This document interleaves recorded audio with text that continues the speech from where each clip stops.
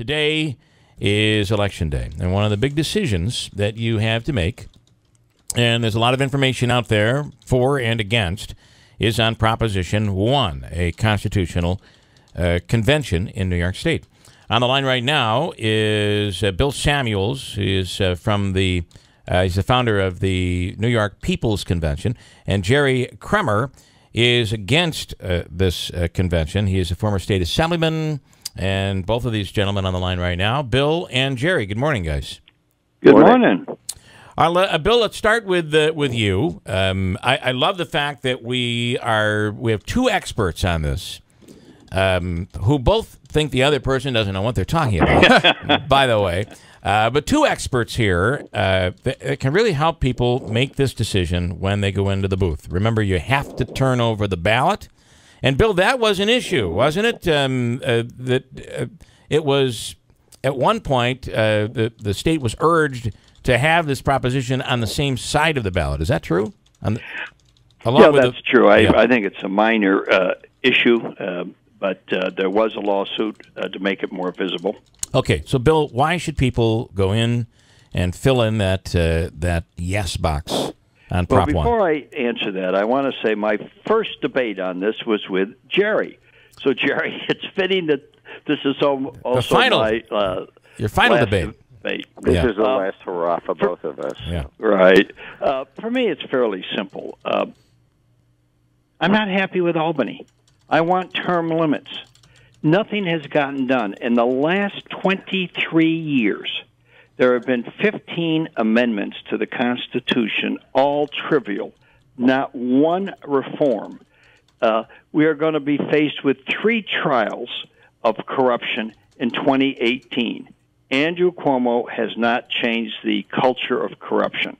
We, the voters, should take the power from Cuomo and from the legislature and bring major change from property tax reduction to term limits.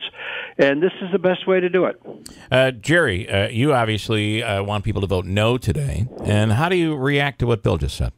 Well, you know, a lot of the problems that Bill's highlighting are what you would call political problems. They're not legislative problems. You can't legislate morality. You can't stop the few bad apples from falling from the tree. And a constitutional convention is not going to do it. You know, the proponents of it have had 20 years to come up with a real serious agenda to say to the public, hey, this is great. These are the 29 items that we think should be taken care of at a constitutional convention.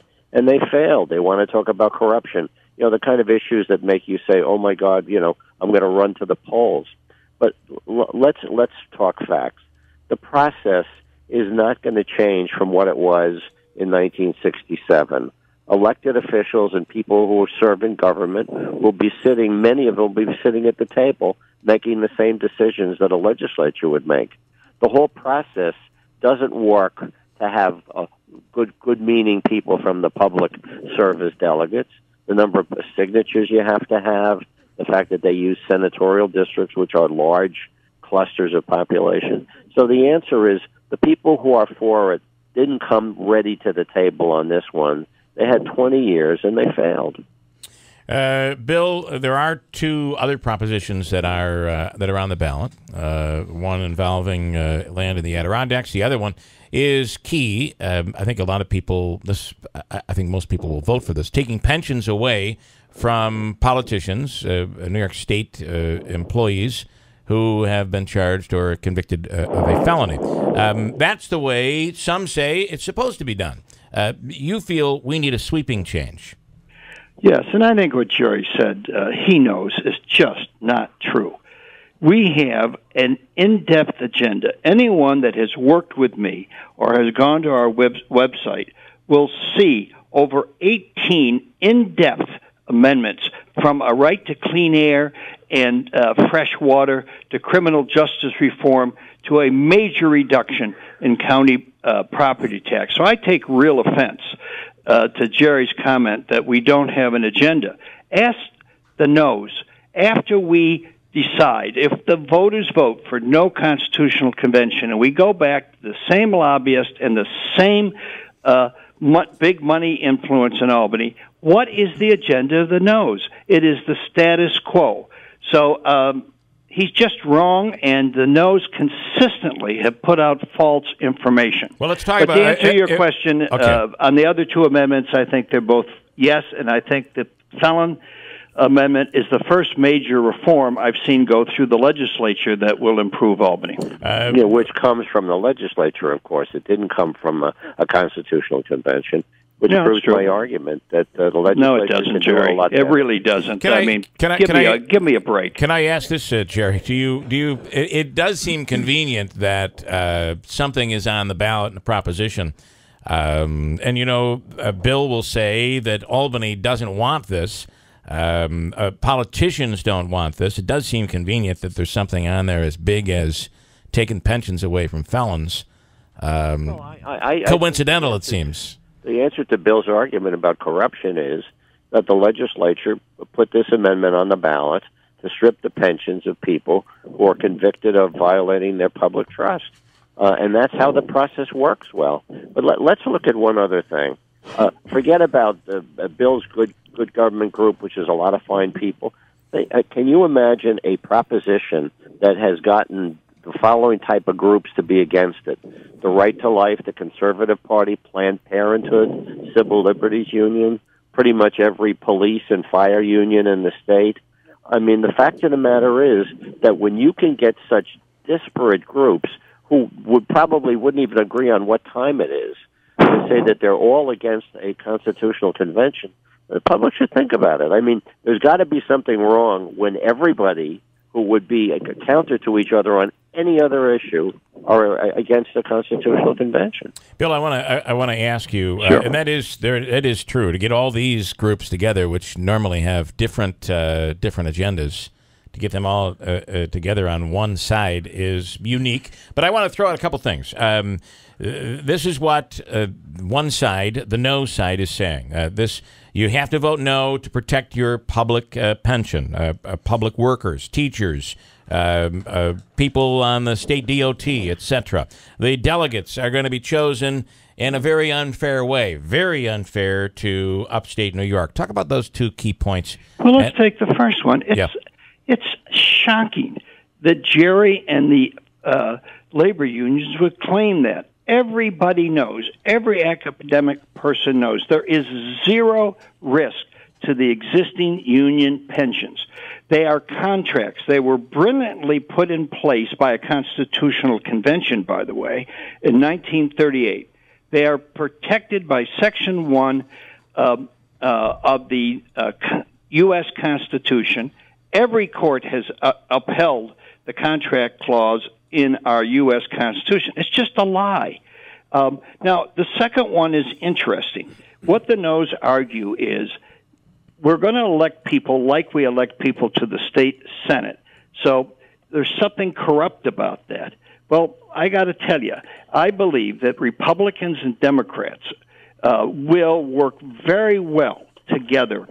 Brian Kolb, who's a friend of mine, as the assembly leader, is for a constitutional convention, as I am.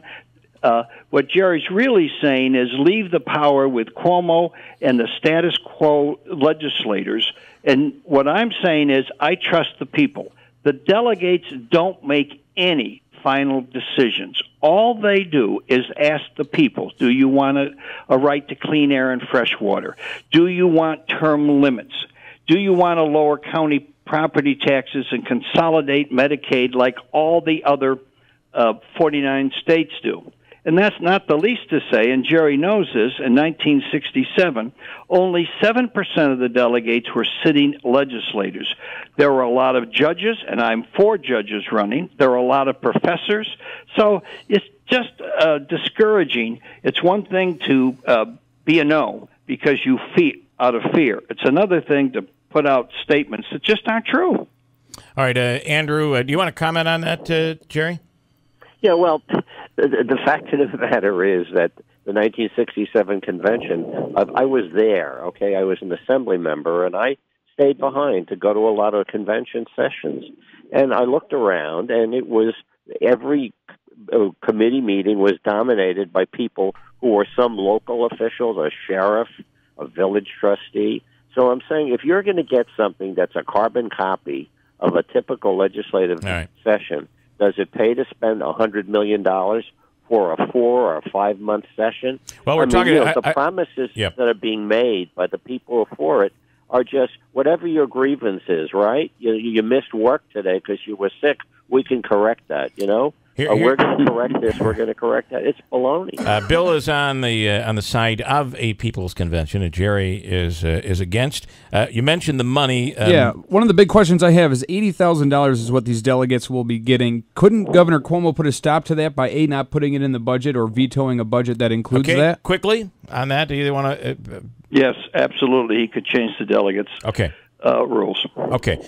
Finally, a final plea here. I have 15 seconds for each of you. Bill, let's start with you. Why should people vote yes? I want to be proud of Albany. I want major change. If you're happy with the status quo, vote no. If you feel we can do better, vote yes. Jerry, in opposition. New York is a great state, and the people today who are going to be voting, in your listeners' region and all over, are the ones who should decide how government should function better. It's an aroused public that makes changes, and it's not a constitutional convention. Now, gentlemen, go out and have a cocktail together, will you? We will. Thank you very much, and good luck, everybody. Thanks so much. Bill Samuels, Jerry Kremer. Thank you so much, guys.